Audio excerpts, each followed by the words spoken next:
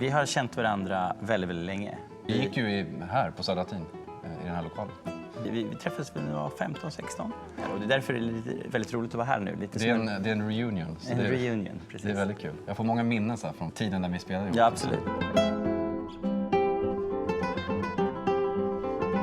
Alltså jag tror jag tänkte väldigt lite. Jag var nog väldigt så här på Södra, liksom jag ska bara lära mig gitarr så bra jag kan. Liksom. Jag tror inte jag hade så här jättelångt perspektiv. Det kändes liksom för långt in i framtiden på något sätt. Jag bara älskade musik. Varje år har jag bara tänkt, jag hoppas jag kan göra det ett år till ungefär. Och sen såg man ju, alltså du gick ju 1 år över mig tror jag.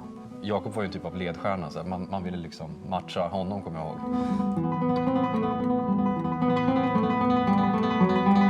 I mitt tycke är det egentligen faktiskt all musik är abstrakt.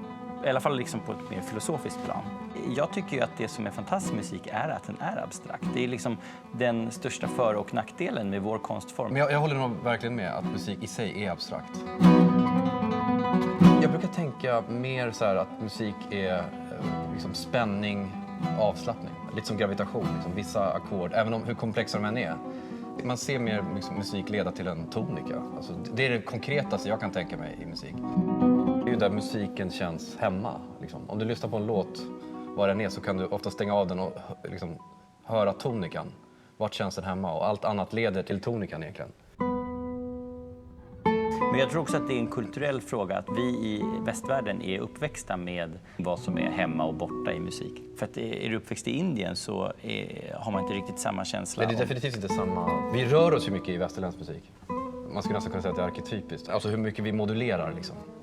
I jämförelse med vissa andra kulturer. Till exempel Indien, där är det mer statisk liksom, ton. Nej, alltså jag tror inte människor skulle kunna överleva utan konst i allmänhet. Jag tror inte en civilisation överlever utan det. Alltså kreativa uttrycket. Alltså, om kultur försvinner i ett samhälle så är det livsfarligt. Det är ju det första restriktiva liksom, diktaturer gör, är ju ofta att ta bort konstuttrycket. Liksom. Eller i alla fall styra det. Styra det.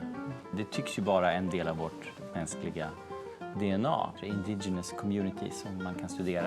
Det görs musik på olika sätt överallt i världen helt oberoende av varandra. Så det tycks ju vara liksom precis som talet. Eller, det finns en kommunikativ aspekt och en social aspekt i det som ligger, tror jag, djupt rotat i vårt DNA.